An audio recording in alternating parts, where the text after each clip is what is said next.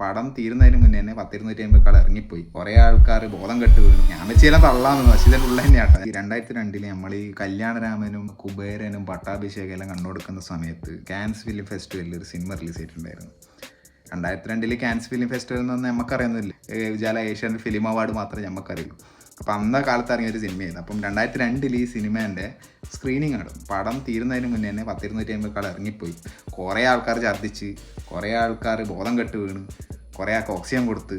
ഞാൻ വെച്ചാൽ തള്ളാമെന്ന്, പക്ഷേ ഇതിൻ്റെ ഉള്ള തന്നെയാണ്. ഈ പടത്തിൻ്റെ പ്രത്യേകത എന്ന് പറയുന്നത് തന്നെ പടം നോർമലായിട്ടുള്ളൊരു സിനിമയാണ്. ഇത് നേരെ റിവേഴ്സ് ആയിട്ടാണ് ഈ പടം ഉള്ളത്. റിവേഴ്സ് ആയെന്ന് വെച്ചാൽ എൻഡിങ് ആയിരിക്കും സ്റ്റാർട്ടിങ് ആയിരിക്കും എൻഡിങ് ഉണ്ടാവും. ഫുൾ ജമ്പിളായിട്ടുള്ള സാധനം. എൻ്റെ ലൈഫിൽ ആദ്യമായിട്ട് ഞാൻ ഇമ്മാതിരി ഒരു പടം കാണുന്നത്. കാര്യം വെച്ചാൽ സാധാരണ കാണുന്ന സിനിമ എങ്ങനെ ഉണ്ടാവും, നോർമലായിട്ട് ഇങ്ങനെ കണ്ടുപോലെ ചെയ്യും. ഇത് ഫുൾ എൻ്റെ ഡിഫറെൻറ്റ്. ഞാൻ ചിന്താട് ഇങ്ങനെ ഇതിൽ സീനുണ്ട്. അതായത് ലാസ്റ്റിലത്തെ 15 മിനിറ്റ് ഭയങ്കര ഡിസ്റ്റർബിങ് ആണ്.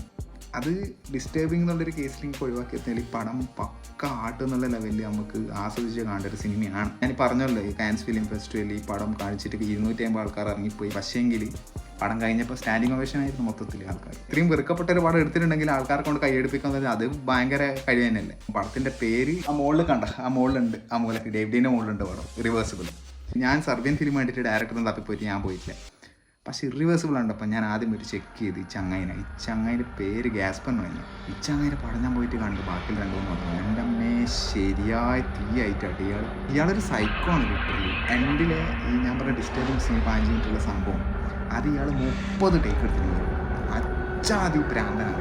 നിങ്ങൾക്ക് സിനിമ കാണാൻ ബുദ്ധിമുട്ടുണ്ടെങ്കിൽ ഗ്യാസ്പൻ എന്ന് പറഞ്ഞ ഡയറക്ടറിൻ്റെ റേഞ്ച് അറിയേണ്ടിക്കില്ല. ചുമ്മാ അയാളുടെ പടം എൻ്റെ അത് പോയിരുന്നത് യൂട്യൂബ് പോയിട്ട് എൻ്റെ അത് പോയി ടൈറ്റിൽ കാർഡ്സ് ചുമ്മാ അടിച്ചു നോക്കിയാൽ മതി. അപ്പം നിങ്ങൾ കാണും അതിൻ്റെ ടൈറ്റിൽ കാർഡ് കാണിക്കുന്നത്.